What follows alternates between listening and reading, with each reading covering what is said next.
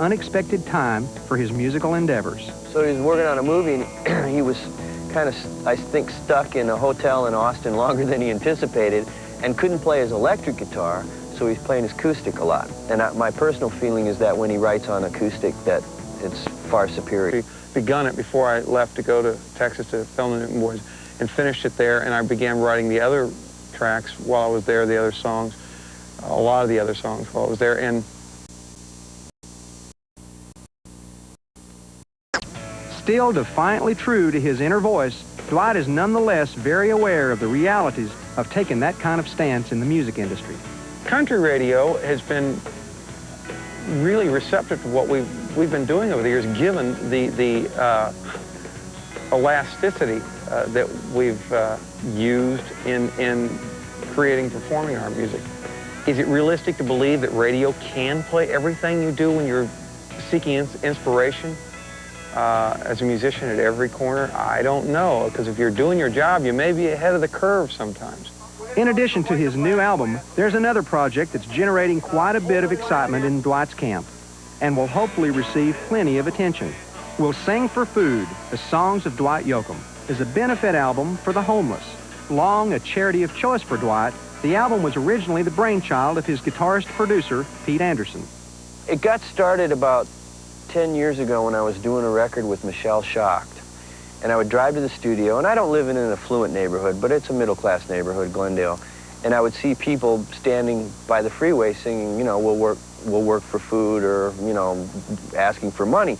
And you're used, you know, I grew up in Detroit. I mean, you're used to seeing some of this closer to the center of town. When I saw it that far out, and I can remember telling Michelle, you know, it's like, this is really upsetting me. You know, it's like, I want to do something about this. I mean, what? I don't know. You know, win the lottery and give them, you know, build a big homeless shelter. I don't know, you know, how do you cure it? But it was something that was in my mind. So Dwight and I have had a charity of choice, which has been the homeless, and I was trying to figure out a way that I could use this whole thing to benefit homelessness. The obvious choice was to somehow get some people to sing Dwight songs and, you know, sell the record. Consequently, I went to Dwight and Warner Chappell and said, would you be interested in donating the royalties, the mechanical royalties to your songs, and to do a benefit record? And they were both gracious and saying, yeah, we think it's a great idea, we'd love to be involved.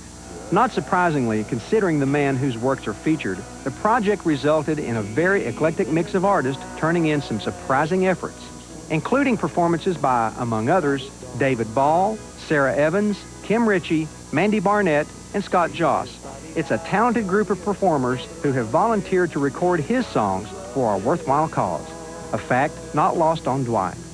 And it is very flattering, and it is indeed you know, humbling to have a collection of artists that will, you know, or willing to come and sing those songs and allow their efforts to be used to maybe in some way help someone somewhere. It's not something that I feel comfortable accepting a lot of praise for because it's not praiseworthy. It's an obligation that I have, and I feel, and I think that Pete also shares as a feeling. And we can get caught up in causes that exist far outside of our immediate environment. And the thing about city missions, and they've been a part of our society for, you know, the last 100 or so years, is that on a day-to-day basis they have a very immediate impact on people's lives. And to indulge in the cliche, charity begins at home, that's, I guess, what we're addressing with this. We'll be right back with more CMT Showcase. Some things are just too darn big to fit in a tiny package. That's why CMT has the Big Ticket. 12 big hours of big stars every week. We got Big George, Big Shania, Big Sammy, Big Tim. They're all big, and I don't mean big and fat. They're big and famous and barely fit in 12 big shows. Because some things weren't meant to fit in a tiny package. Turn on to CMT's Big Ticket. Today at 1 and 9 Eastern. Introducing Roll, the flower garden that comes to you rolled up like a carpet. Just roll it out and water. All the seeds and nutrients are in Easy Roll, ready to spring forth hundreds of...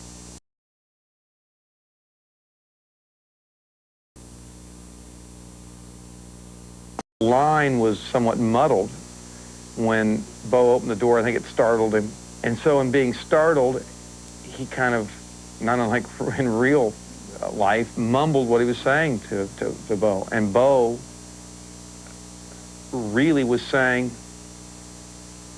what? Because he didn't understand him. He wasn't sure if he was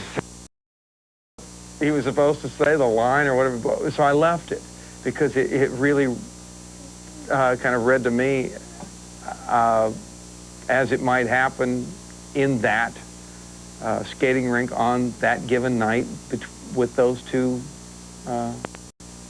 gentlemen. I realized once I began exploring performance and video that within certain constraints and parameters, I was able to explore those kind of subtextual elements of the song that I might have been oblivious to, the songwriter. And besides that, it's just entertaining. Or I find it entertaining. I don't know that everybody finds it entertaining. Has led to his writing a screenplay that he also plans to direct. Veteran actors Peter Fonda and Billy Bob Thornton, with whom Dwight has worked in the past, encouraged him to pursue writing for film.